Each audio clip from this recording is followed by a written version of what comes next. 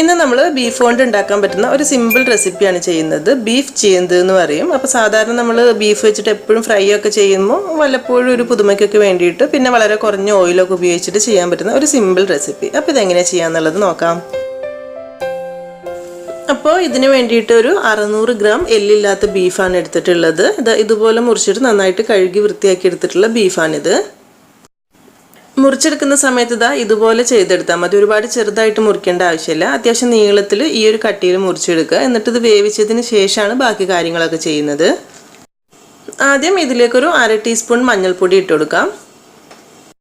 അതിൻ്റെ കൂടെ തന്നെ ആവശ്യത്തിനുള്ള കുറച്ച് ഉപ്പ്, പിന്നെ ഒരു 1 ടേബിൾ സ്പൂൺ ഇഞ്ചി ചതച്ചത്, അതുപോലെ തന്നെ 1 ടേബിൾ സ്പൂൺ വെളുത്തുള്ളി ചതച്ചത്, ഒരു 1/2 ടീസ്പൂൺ വലിയ ജീരകം ഇട്ട് കൊടുക്കുന്നുണ്ട്. ഒന്നങ്ങ് ചതച്ചിട്ട് കൊടുത്താൽ മതി. എന്നിട്ട് ഇതെല്ലാം കൂടെ ചേർത്തിട്ട് കൈ ഉപയോഗിച്ചിട്ട് നന്നായിട്ടൊന്ന് മിക്സ് ചെയ്തെടുക്കണം. ഇനിയിപ്പോൾ ഇതൊന്ന് വേവിച്ചെടുക്കണം. അപ്പോൾ പെട്ടെന്ന് വെന്ത് കിട്ടാനായിട്ട് ഞാനിതൊരു പ്രഷർ കുക്കറിലേക്ക് ഇട്ട് കൊടുക്കുകയാണ് ചെയ്യുന്നത്. എന്നിട്ട് ഇത് അടച്ചു വെച്ചിട്ട് അത്യാവശ്യം നന്നായിട്ട് വേവിച്ചെടുക്കുക. ഒരുപാട് വെന്തുടയേണ്ട ആവശ്യമില്ല. അപ്പോൾ ഓരോ പ്രഷർ കുക്കർ അനുസരിച്ചിട്ട് നോക്കിയിട്ട് വിസിൽ കൊടുത്താൽ മതി. ഞാനിപ്പോൾ ഇവിടെ ഒരു 6 വിസിൽ കൊടുത്തിട്ടുണ്ടായിരുന്നു കേട്ടോ. ബീഫിൻ്റെ വേവ് അനുസരിച്ചിട്ട് വ്യത്യാസം ഉണ്ടാവും. അപ്പോൾ തുറന്ന് നോക്കുന്ന സമയത്ത് വെന്തിട്ടില്ലെങ്കിൽ ഒന്നുകൂടി വേവിച്ചെടുത്താൽ മതി. അപ്പോൾ ഇതിൻ്റെ വെള്ളം ഒന്ന് മാറ്റിയിട്ട് ഇത് തണുക്കാനായിട്ടൊന്ന് മാറ്റി വെക്കുക. എന്നിട്ട് നന്നായിട്ട് ചൂടാറി വരുന്ന സമയത്താണ് ഇനി നമ്മൾ ബാക്കി ചെയ്യുന്നത്. അപ്പോൾ ഇത് ചെയ്യുന്നത് എന്താണെന്ന് വെച്ചാൽ ഇനിയിപ്പോൾ ഇതിങ്ങനെ ചീന്തി എടുക്കുക. അതായത് ജസ്റ്റ് ഒന്ന് പിച്ചി എടുക്കണം. വേവിച്ച് വെച്ചിട്ടുള്ള പീസ് എടുത്തിട്ട് ഇതുപോലെ ഉണ്ടാവില്ല. അപ്പോൾ അത് നമ്മളിങ്ങനെ പിച്ചെടുക്കുകയാണ് ചെയ്യുന്നത്, ചീന്തി എടുക്കുക. അപ്പോൾ ഇതിപ്പോൾ ചെറിയ പീസ് ആയതുകൊണ്ട് ഇങ്ങനെ ചെറുതായിട്ടാണ് കാണുന്നത്. ശരിക്കും ഈ ഒരു റെസിപ്പി എന്ന് പറയുന്നത് ഇതിപ്പോൾ ഞാൻ ഈ ഒരു ഫോട്ടോയിൽ കാണിക്കുന്ന പോലെ കുറച്ചിങ്ങനെ നീളത്തിലാണ് ഉണ്ടാവുക. അപ്പോൾ ബീഫ് എടുക്കുന്ന സമയത്തൊന്ന് നോക്കിയാൽ മതി. ബീഫിൻ്റെ ടെൻഡർ പീസ് കിട്ടുകയാണെങ്കിൽ അതാണെങ്കിൽ കുറച്ച് നീളത്തിൽ കറക്റ്റ് ബീഫ് ചീന്തായിട്ട് നമുക്ക് ഉണ്ടാക്കാനായിട്ട് പറ്റും. എൻ്റെ അടുത്ത് ഇപ്പോൾ അതില്ലാത്തതുകൊണ്ട് ഞാൻ സാധാരണ നമ്മൾ നോർമൽ ബീഫ് തന്നെയാണ് എടുത്തിട്ടുണ്ടായിരുന്നത്. അപ്പോൾ അതുകൊണ്ടാണ് കറക്റ്റ് നീളത്തിൽ കിട്ടാത്തത്. ഇനി എളുപ്പത്തിന് വേണമെന്നുണ്ടെങ്കിൽ ഇതുപോലെ വെളുത്തുള്ളി ഇഞ്ചിയൊക്കെ ചതയ്ക്കുന്ന കല്ല് വെച്ചിട്ട് ഒന്നങ്ങ് ചതച്ചു കൊടുത്തതിന് ശേഷം ഇങ്ങനെ ചീന്തി എടുക്കുകയാണെങ്കിലും പെട്ടെന്ന് കിട്ടും. ഒരുപാട് ചതയ്ക്കണമെന്നില്ല. ഇതുപോലെ ആക്കിയിട്ട് പെട്ടെന്ന് ഇങ്ങനെ ഇതുപോലെ വിടുത്തിയെടുത്താൽ മതി. അപ്പം മൊത്തം ഇതുപോലെ തന്നെ ചെയ്തെടുക്കുക. നിങ്ങൾക്ക് കുറച്ച് സമയം ഉണ്ടെന്നുണ്ടെങ്കിൽ കുറച്ചുകൂടെ നല്ലത് എങ്ങനെയാണെന്ന് വെച്ചാൽ ഇത്രയ്ക്ക് വലുതാക്കേണ്ട, അതായത് ഇത്രയ്ക്ക് കട്ടി വേണ്ട. ഇതുപോലത്തെ പീസിനെ ഒന്നുകൂടെ ഒന്ന് ചെറുതാക്കുക കേട്ടോ. അത് നമ്മൾ ചെയ്ത് കഴിയുമ്പോൾ നമുക്ക് മനസ്സിലാവും. ഇതിനെ തന്നെ 2 കഷ്ണമൊക്കെ ആക്കിയിട്ട് ഇങ്ങനെ നീളത്തിൽ ചീന്തി എടുക്കുകയാണെങ്കിൽ കുറച്ചുകൂടെ നന്നായിരിക്കും. അപ്പോൾ ഇനി ഇത് റെഡിയാക്കാനായിട്ട് ഒരു 3 ടേബിൾ സ്പൂൺ വെളിച്ചെണ്ണ ഒഴിച്ചു കൊടുത്തിട്ട് അതിലേക്കൊരു 1 ടേബിൾ സ്പൂൺ ഇഞ്ചി നീളത്തിൽ മുറിച്ചതും 1 ടേബിൾ സ്പൂൺ വെളുത്തുള്ളി നീളത്തിൽ മുറിച്ചതും ഒന്നങ്ങ് വഴറ്റിയെടുക്കുക. പിന്നെ ഈ ഒരു റെസിപ്പിക്ക് ഒരുപാട് എണ്ണേൻ്റെ ആവശ്യമില്ല. കാരണം നമ്മൾ കുറച്ച് കൂടുതൽ സമയത്ത് ചെറിയ തീയിലിട്ടിട്ട് നന്നായിട്ടൊന്ന് വറുത്തെടുക്കുകയാണ് ചെയ്യുന്നത്. ഇതിൻ്റെ കൂടെ തന്നെ കുറച്ച് കറിവേപ്പില ഇട്ട് കൊടുക്കാം. എന്നിട്ട് നമ്മൾ മുറിച്ച് റെഡിയാക്കി വെച്ചിട്ടുള്ള ബീഫ് ഉണ്ടല്ലോ, അത് ഈ ഒരു എണ്ണയിലേക്ക് ഇട്ട് കൊടുക്കാം.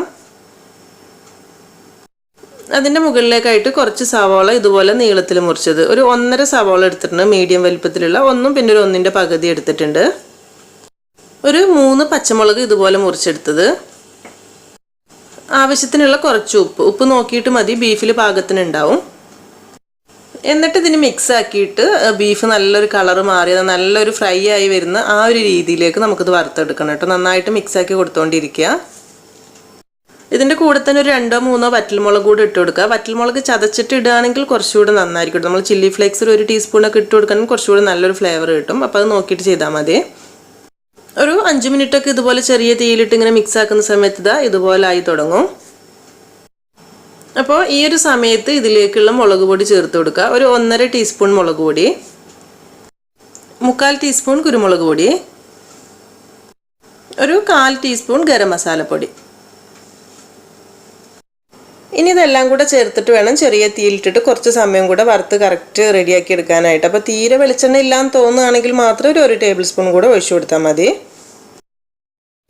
ഇപ്പോൾ ഇത് അത്യാവശ്യമൊക്കെ റെഡിയായിട്ട് തുടങ്ങുന്നുണ്ട്. അപ്പം ഈ ഒരു റെസിപ്പി ശരിക്കും എനിക്ക് പറഞ്ഞു തന്നിട്ടുള്ളത് എൻ്റെ ഒരു ഫ്രണ്ടാണ് കേട്ടോ. ആൾ ഷെഫാണ്, റെസ്റ്റോറൻറ്റ് ഷെഫാണ്. അപ്പോൾ അവരുടെ റെസ്റ്റോറൻറ്റിലൊരു നല്ലൊരു മെയിൻ റെസിപ്പി, നല്ലൊരു വിഭവമാണിത്. അപ്പോൾ അത് ഞാനിത് ഈ ഫോട്ടോയിൽ കാണിക്കുന്ന പോലെയാണ് കേട്ടോ ഉണ്ടാവുക. ബീഫിൻ്റെ ടെൻഡർ പീസ് എടുക്കുകയാണെങ്കിൽ ഇത്രയ്ക്ക് നല്ല പെർഫെക്റ്റ് ആയിട്ടുള്ള റെസിപ്പി ആയിട്ട് കിട്ടും. അപ്പോൾ ഇത് ലാസ്റ്റ് നമ്മൾ സെർവ് ചെയ്യുന്നതിന് മുൻപായിട്ട് കുറച്ച് നാരങ്ങ നീരൂടെ ഒഴിക്കണം കേട്ടോ. പുളി നോക്കിയിട്ട് അത്യാവശ്യം ഇത്തിരി പുളി കൂടെ വേണം, അപ്പോഴാണ് കഴിക്കാനായിട്ട് ടേസ്റ്റ് ഉണ്ടാവുക.